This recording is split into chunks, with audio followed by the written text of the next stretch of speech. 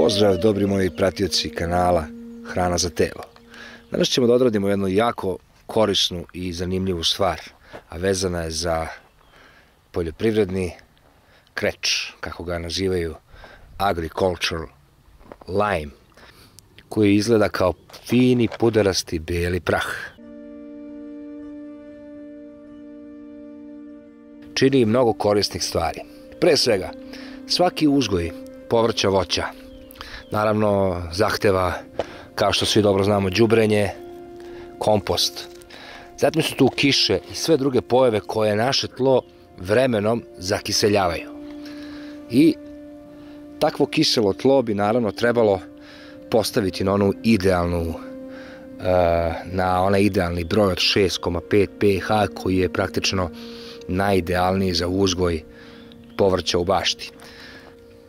Koje su sve sposobnosti ovog čuda od belog praha? Dakle, ovo je samlevena stena, obična ona kalcijum karbonatna stena. Zapravo ovo je kalcijum karbonat. Postoje dve vrste poljoprivrednog kreča, a to je ona koja sadrži magnezijum i ona se naziva dolomitna, i ona koja ne sadrži magnezijum.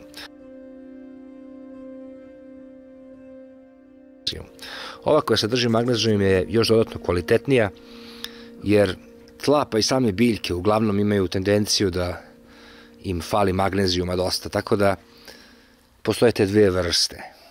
Ono što je jako zanimljivo, ovo je prebogato kalcijumom.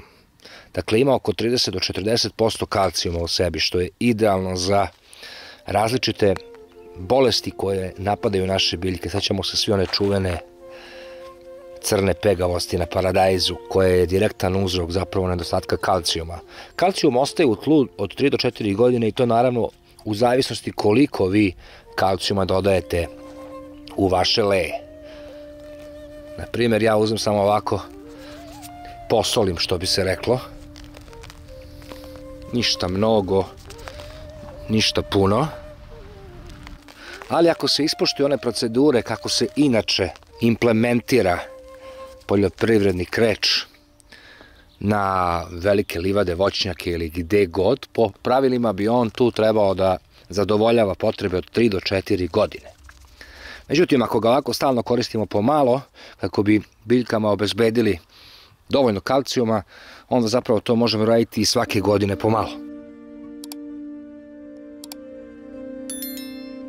Ova čudotvorna stvar nema samo prednost hranjenja kalcijumom, već ima mnogo korisnih stvari. Dakle, kao što smo rekli, poljoprivreda, kiše, sve to zakiseljuje tlo. Ovo čudo ima jako visoku pH vrednost, skoro do 9,9, i zapravo služi da se naša zemlja koja je ispušćena vrati u tu neku normalu koja je idealna za uzgoj. Međutim, pored toga, kreč zbog svog sastava i svoje strukture je u stanju da oplemenjuje tlo. Zapravo te njegove oštre ivice ne vole ni insekti, naravno, tako da je sjajan insekticid. Međutim, ima i tu jednu manu, što koliko je poguban za štetne insekte, toliko je poguban i za one fine i korisne insekte. Dakle, ta njegova oštra struktura koju on u sebi sadrži je zapravo to što može da razbije glinena tla, na primjer, jaka, čvrsta tla, poput ovih gde je uglavnom samo kamen. Dakle, on bi tu mogao da se lepo implementira u strukturu tog tla i da samim tim razbija tu glinu, i to mu je zapravo ta velika korist njega, jer onda biljka može lakše svoje korenje da pruža kroz zemlju i naravno da bude jača, bolja i razvijenija biljka. Dakle, kreč ima sposobnost da oplemenjuje naše tlo u bašti. Stoga tu veliku prednost treba iskoristiti. Kreč naravno ima niz različitih benefita, također jedna od toga što ubija štetne parazite, na primjer u zemlji, što je jako korisno kod svih uzgajivača, bilo u pitanju stoka ili bilo u pitanju uzgoj povrća. Zatim, sjajna stvar je također što kada ga za one koji imaju kokoške, na primjer, tamo gde kokoške pasu, treba jednostavno posoliti kalcijum karbonatom, jer naravno, kao što svi znamo, kokoška je životinja koja mora da proizvede najviše kalcijuma u toku jednog dana, čak više nego krava. Verovali ili ne.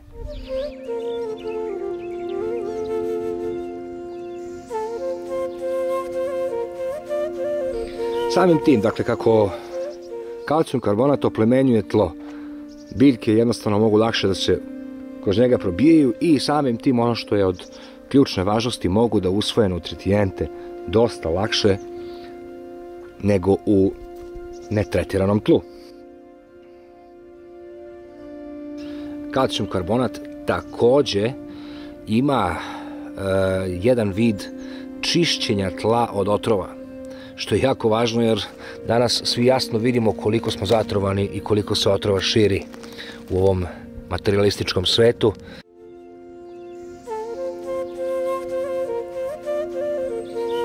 Tako da mnogobrojne prednosti kreča su definitivno nešto što treba iskoristiti i ovo svake godine pomalo primjenjivati u našoj bašti.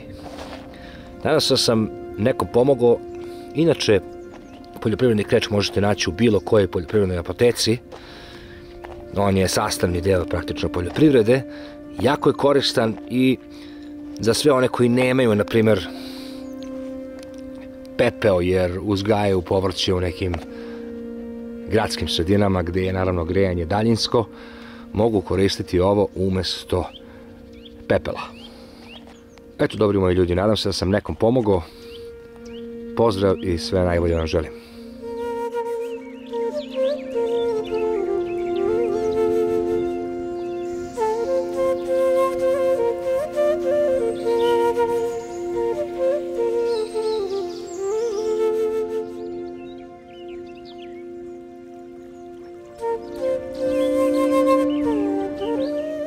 Ako vam se svideo ovaj video, podržite kanal pritiskom na dugme prati, podelite video sa prijateljima i rodbinom, pritisnite zvonce i u padajućem meniju izaberite sve, kako ne bi propustili sljedeću objavu. Hvala vam na pažnji i vidimo se uskoro.